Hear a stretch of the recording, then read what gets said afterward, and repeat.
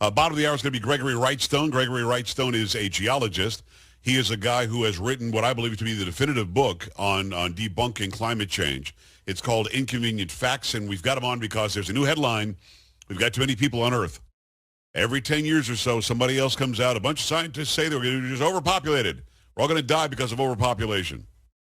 Of course, it's not true, but if they say it enough, they believe that enough people will believe it, and that's the issue here. Across the land, joepags.com, all the social media there, plus the live video stream at NewsMaxTV. It's the Joe Pags Show. Glad to have you here. Really glad to have back author and geologist is Gregory Wrightstone. His book is called Inconvenient Facts. Greg, how are you? Oh, really good. Good to be back on with you, Joe. Always a pleasure to have you on. Go and get his book, Inconvenient Facts, right now. And so often when you're on, people flock and go get this book because they need the ammunition. We talk about this over and over and again. You've got all the proof, all the footnoting, all the research was done, and you dispel so much of the garbage that's out there about global warming. Now we're calling it climate change. We're calling it carbon footprints. We're calling it, whatever we're calling it. It turns out you prove that most of this, if not all of it, is nature. And we'll get into that at length. But this morning I got up and I checked out a story that was on Drudge. And the headline is, Earth needs fewer people to beat the climate crisis, scientists say. Gregory, this is not a new concept, is it? They've been doing this for many, many years. Oh, they have. It goes back to the Malthusian philosophy of the late 1800s. And then Paul Ehrlich wrote the book, The Population Bomb. I think it was in 1968, around in there. Don't hold me to that. Where he predicted complete collapse. England wouldn't survive to the year 2000, other things like that. Just ridiculous. And what we've seen is that the world continues. We're slowing. The population growth of the world is slowing. But we see that right now, food production is outpacing population growth. So it's not that we're running out of food to feed these people. And the big story there is it's climate change that's really fueling. That's another topic we need to talk about, a recent report about that. But vegetation and crop growth is being fueled by rising temperatures and increasing CO2. The same thing that they're telling us is going to kill us all in a few decades. Well, no, it's not. It's leading to tremendously beneficial effects to the Earth and humanity. And the other thing, Joe, they're saying, oh, we need to decrease, we need to population control. Well, I just looked, if you look at GDP per electricity consumed, there's a great correlation there between the two. In other words, the better off you are, the more electricity you consume, or vice versa. And if we look at I just looked at the population rate of births, the more better off you are, the fewer children you have, and that's readily reflected in both China and Korea. So if they want to control population, I think the statistics show that we need more electricity, provide more energy for the population, abundant, affordable, reliable energy. It comes from fossil fuels. Yeah, it does. It's Gregory Wrightstone. Get his book. It's called Inconvenient Facts, and really does dispel a lot of this garbage that's out there. I don't have the chart in front of me, but I promise you, and I'll make sure that by airtime I'll find the actual chart. There is some graph that shows we've allegedly gained a degree centigrade or Celsius since the 1970s. Is that true? There's so much made-up data out there. You don't know what to believe. I've not seen that. It's generally accepted that we've gained about 0.8 of a degree centigrade since the 1800s, beginning of the Industrial Revolution. Now they're warning us that we can't get above 1.5 degrees Celsius, or it's all over. That's where the 12 years came from. So, even the people that wrote the report about the 12 years said that AOC misrepresented what they said. They never said the world's going to end in 12 years. But I mean, that's what you have to do. So let's go back to Ehrlich, because this guy wrote over and over again about the end of civilization, and it continued to not happen. Then he would write that it was going to happen again, and then it didn't happen again, and he kept on saying that it was going to happen. What do you think this guy's fixation was on that? I noticed, Greg, those who are saying that we're overpopulated have already been born. That's always an interesting angle for me. But at the end of the day, why was he the guy that kept on predicting this?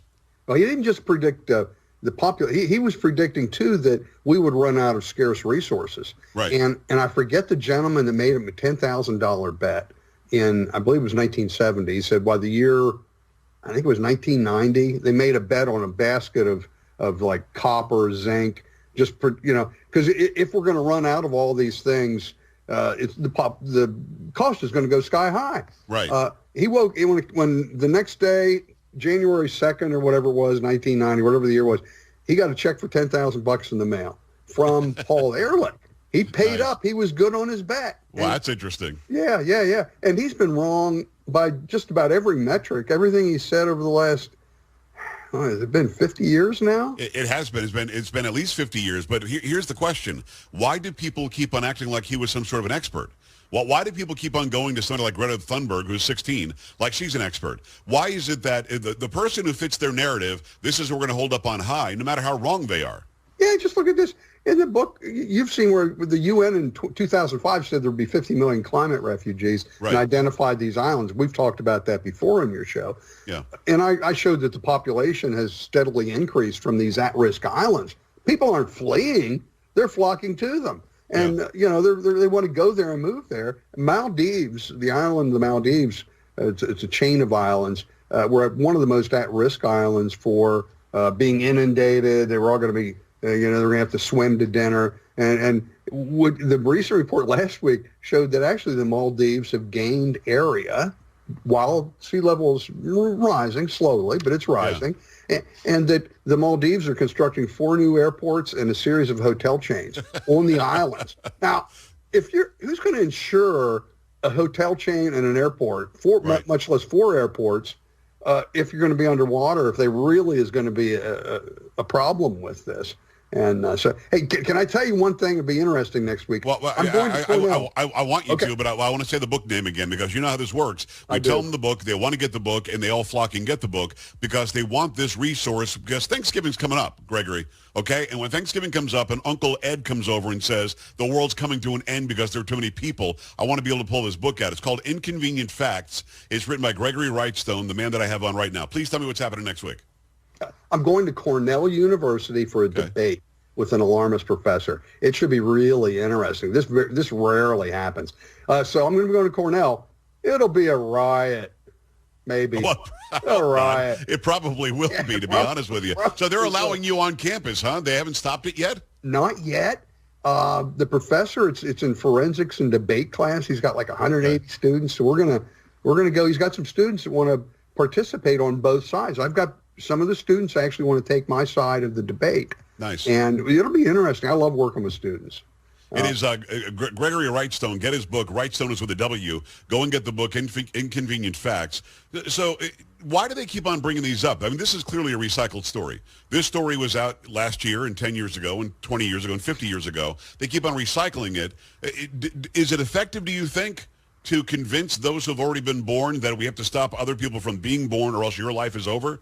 Is that effective? It must be. They keep on bringing it back up. Yeah, they do. But, they grab onto anything that's that they can. They're blaming the California wildfires on that's for a different show. When we power lines went down. But you know that, and they didn't maintain the forests. They were ready to go up. Yeah, but what's really interesting, and you may not be aware of this, they're really caused by the Santa Ana winds, and that's there are problems other than just that, but it's mainly the Santa Ana winds that come rushing down through the mountain passes. Do you know what causes the Santa Ana winds? It's a high-pressure, frigid, cold system that came down to the Arctic, out of Canada. It's the cold, high-pressure system up in the upper Mojave Desert and the Great Basins that's up at high elevation. And cold air sinks, so it starts moving down. There's a low-pressure system out in the Pacific, so it's like sucking that, and a high-pressure system's funneling. And as it's dropping in elevation, it gets drier and hotter. So by the time it gets to wine country, it's moving at 40, 50, 60 or more miles an hour. It's hot and it's dry. But it was actually generated by a frigid Canadian Arctic air mass. So if we had a little global warming, we might be able to avoid these fires. Exactly. It's always exactly 180 degrees different than what they report, though. And the allegation is that we somehow caused the winds, I'm sure. And AOC literally said California's on fire because of global warming, because of climate change. No. And there's not one fact that points to that, is there? No, the number of fires in California have declined almost 50% in the last 30 years. The area burned has increased. We've talked about this on your show before. Yeah. So it's mainly a forest management issue, but we see a worldwide decrease in forest fires. And it's the experts from the Canadian Fire Service and other places tell us it's because of climate change, because of it, we're gaining soil moisture and it's dampening fires.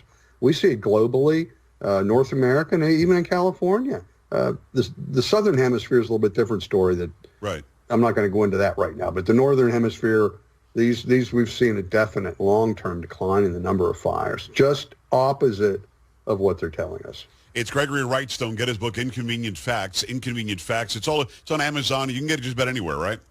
Yeah. Or go to my website, inconvenientfacts.xyz. I've got some great videos. I just testified this past week to the Pennsylvania House Environmental Committee. The people there, they had a climate alarmist from a group called Penn Environment that equated me to a Holocaust denier, a white supremacist.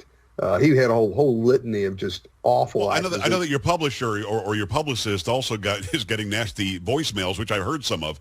I mean, which is amazing. I mean, these people are filthy with what they're saying. How dare you possibly ever represent this piece of garbage? And then I can't say the words. I mean, can you imagine? You're actually dealing in fact. You spell it out in the book. You didn't make this stuff up. It's all footnoted. It's all resourced, and yet they're still attacking because they just want you to shut up. Yeah, do we have just a couple of minutes to tell you? Yeah, quickly, so I got an email yesterday morning from a girl, a university student. She says, "Oh, I heard you testify before the House this week, and I'd like to learn more. I'd like to get together and have a cup of coffee with you and discuss this." Huh. And it sounded pretty creepy to me. Yeah, it does. And I Googled her. She went to the same school as Christine Ballsy Ford and was an invited guest to the Kavanaugh hearings. Wow. For Christine Ballsy Ford. What do you think she wants to do when she gets alone with me in a coffee house? Oh, he just touched me. He grabbed me. Oh, of course. Right? You're in big trouble. I'm like. Oh, yeah. No, I think you were right to turn that one down. But by the way, I like that you're saying Christine Ford's name the way Rush says it. Her name, of course, is Blasey Ford. But, I didn't know that.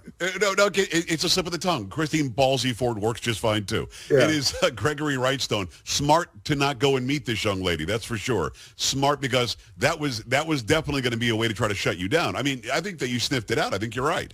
Yeah, it was when I saw that, I went, oh, my God. Oh, my God. And yeah, they're going to try anything to shut you down because, again, you're somebody you're not riled up, you're not screaming and yelling, you're not emotional about it. Here are the facts. Tell me where I'm wrong. Yeah, exactly. That's what we need is a rational science-based approach and just talk and present the science, the facts, and the data to people. And people are, Joe, I'm just telling you, I travel around, people are thirsty for this information. Just about everybody I talk to, they just want to suck this up. It is Gregory Wrightstone. Go get his book. It's called Inconvenient Facts. It's available everywhere right now. It is an incredible read, and it's the resource you've been looking for when you've got those arguments at work or in the community or with your family or whatever. This thing is, by and large, a hoax, and if we can at least shine some facts on it, you'll have the ammunition you need. Greg, we always appreciate you. Let's do it again very soon. Oh, let's do it. Thanks, Joe. All right, back after this on the Joe Pags Show. Stay right here.